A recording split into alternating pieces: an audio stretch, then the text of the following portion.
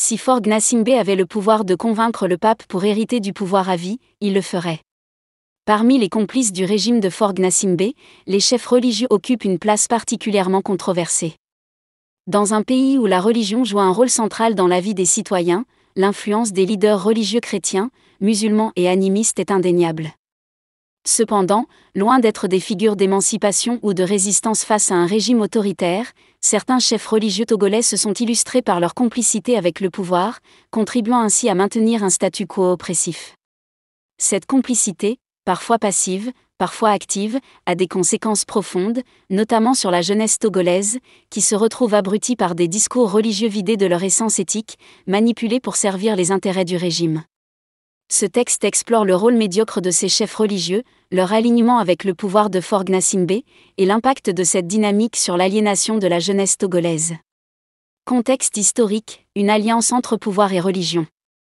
Pour comprendre le rôle des chefs religieux dans le Togo contemporain, il est essentiel de remonter à l'ère d'Eyadema Gnassingbé, dont le régime a posé les bases d'une gouvernance autocratique soutenue par des structures sociales traditionnelles et religieuses. Dès les années 1960, Eyadema, après avoir orchestré le coup d'État de 1963 contre Sylvanus Olympio, a su tisser des liens étroits avec certains leaders religieux pour légitimer son pouvoir. Les églises, mosquées et sanctuaires animistes ont souvent servi de relais pour diffuser une propagande favorable au régime, présentant Eyadema comme un leader providentiel, presque divin. Cette stratégie s'est perpétuée sous Faure Gnassingbé, qui a hérité non seulement du pouvoir politique, mais aussi d'un système bien huilé de cooptation des élites religieuses. Le Togo est un pays où la diversité religieuse christianisme, catholique et protestant, islam, et croyances traditionnelles coexistent avec une forte influence des leaders spirituels sur les communautés. Ces leaders, en raison de leur autorité morale, sont souvent perçus comme des guides pour les fidèles. Cependant, sous le régime de Faure Gnassingbé, certains d'entre eux ont choisi de s'aligner sur le pouvoir, recevant en retour des avantages matériels, des privilèges sociaux, et une protection contre toute contestation. Cette alliance a permis au régime de contrôler les discours religieux, neutralisant leur potentiel subversif et transformant les lieux de culte en instruments de légitimation politique. Les mécanismes de la complicité religieuse. 1. Cooptation financière et matérielle. L'un des moyens les plus évidents par lesquels le régime de Faure Gnassingbé s'assure la loyauté des chefs religieux est la cooptation financière. Des rapports, tels que celui de la Fédération internationale pour les droits humains, FID, en 2004, ont dénoncé les pratiques du régime togolais, qui utilise les ressources publiques pour financer des leaders religieux complaisants. Ces derniers reçoivent des dons en argent, des terrains, des véhicules, ou encore des subventions pour leurs institutions religieuses. En échange, ils s'abstiennent de critiquer le gouvernement, et dans certains cas, vont jusqu'à promouvoir son agenda. Un exemple notable est celui des pasteurs évangéliques, dont certains, selon des témoignages relayés sur des plateformes comme togo-online.net, se sont transformés en porte-parole du régime. En 2015, lors des élections présidentielles, des pasteurs ont publiquement présenté Faure Gnassingbé comme un « élu de Dieu » ou un « messie » pour le Togo, utilisant leur prêche pour appeler les fidèles à voter pour le parti au pouvoir, l'Union pour la République, UNIR. Ces déclarations, souvent accompagnées de prétendues « visions » ou « prophéties », ont contribué à donner une aura quasi divine au président, manipulant ainsi la foi des citoyens pour des fins politiques. 2. Silence face aux abus du régime. Le silence des chefs religieux face aux abus du régime est une autre forme de complicité.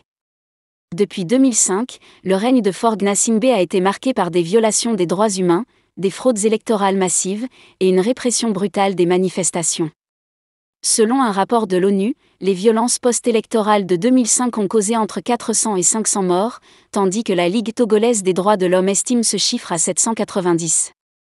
Pourtant, à de rares exceptions près, comme la position courageuse de la Conférence des évêques du Togo, CET, en 2015, qui a dénoncé les irrégularités électorales, la majorité des leaders religieux sont restés silencieux face à ces atrocités.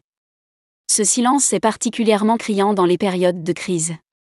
Par exemple, lors des manifestations de 2017 à 2018, lorsque des milliers de Togolais, principalement des jeunes, sont descendus dans les rues pour exiger des réformes constitutionnelles et la fin du règne des Gnassingbé, peu de chefs religieux ont pris position publiquement. Au lieu de cela, certains ont préféré appeler à la paix et à la réconciliation, des termes souvent utilisés par le régime pour étouffer les revendications légitimes.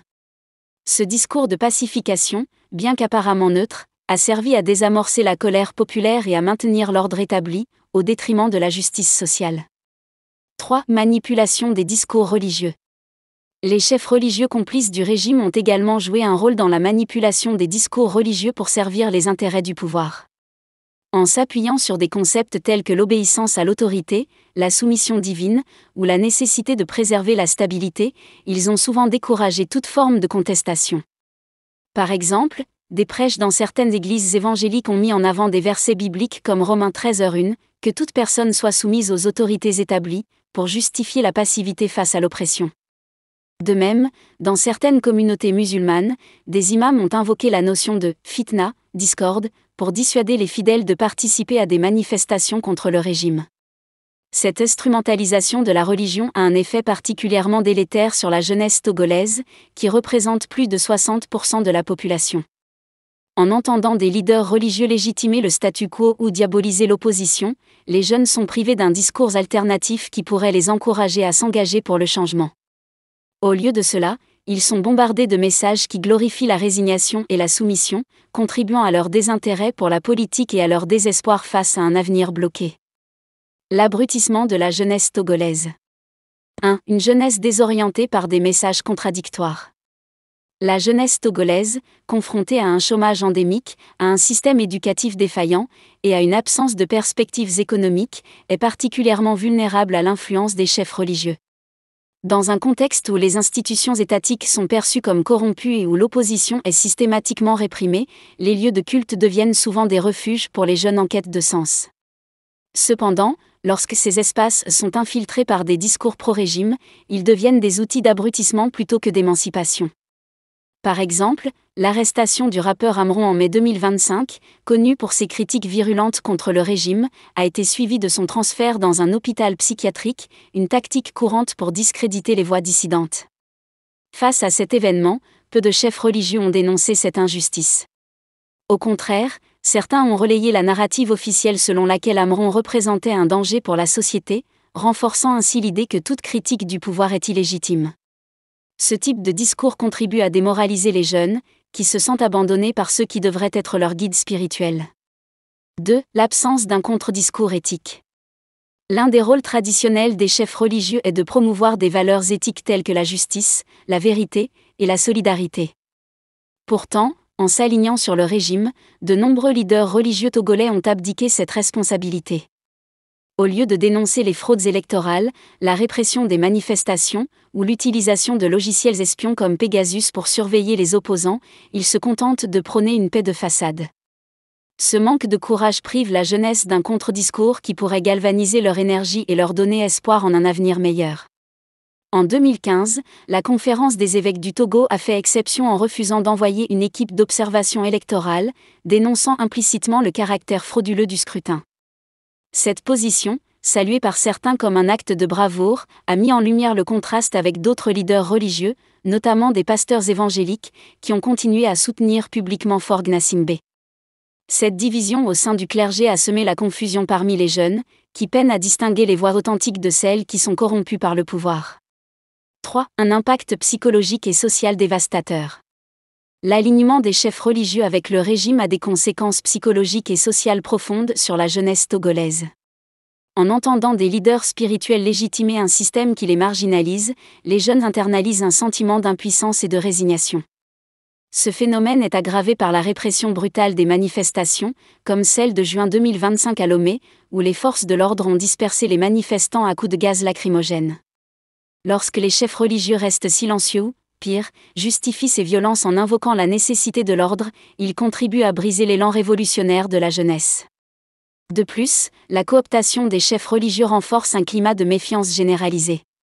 Les jeunes, déjà désabusés par un système politique verrouillé, commencent à perdre confiance en les institutions religieuses, qu'ils perçoivent comme des extensions du pouvoir.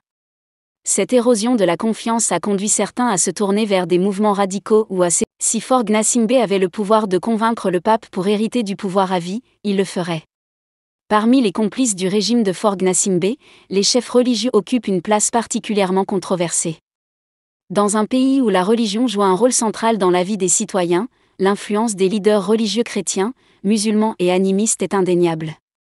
Cependant, loin d'être des figures d'émancipation ou de résistance face à un régime autoritaire, certains chefs religieux togolais se sont illustrés par leur complicité avec le pouvoir, contribuant ainsi à maintenir un statu quo oppressif.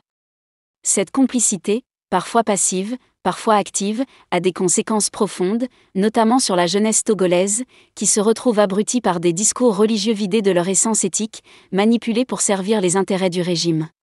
Ce texte explore le rôle médiocre de ces chefs religieux, leur alignement avec le pouvoir de Faure Gnassingbé, et l'impact de cette dynamique sur l'aliénation de la jeunesse togolaise. Contexte historique, une alliance entre pouvoir et religion. Pour comprendre le rôle des chefs religieux dans le Togo contemporain, il est essentiel de remonter à l'ère d'Eyadema Gnassingbé, dont le régime a posé les bases d'une gouvernance autocratique soutenue par des structures sociales traditionnelles et religieuses. Dès les années 1960, Eyadema, après avoir orchestré le coup d'État de 1963 contre Sylvanus Olympio, a su tisser des liens étroits avec certains leaders religieux pour légitimer son pouvoir. Les églises, mosquées et sanctuaires animistes ont souvent servi de relais pour diffuser une propagande favorable au régime, présentant Eyadema comme un leader providentiel, presque divin.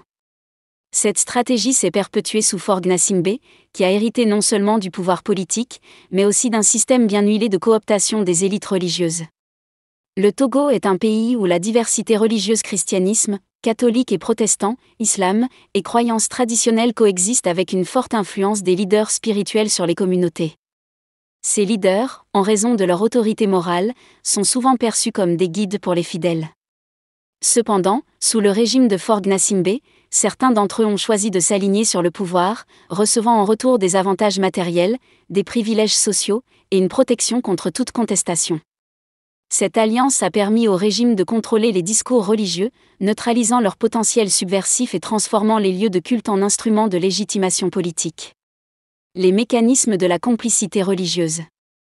1. Cooptation financière et matérielle. L'un des moyens les plus évidents par lesquels le régime de Faure Gnassingbé s'assure la loyauté des chefs religieux est la cooptation financière. Des rapports, tels que celui de la Fédération internationale pour les droits humains, FID, en 2004, ont dénoncé les pratiques du régime togolais, qui utilise les ressources publiques pour financer des leaders religieux complaisants. Ces derniers reçoivent des dons en argent, des terrains, des véhicules, ou encore des subventions pour leurs institutions religieuses.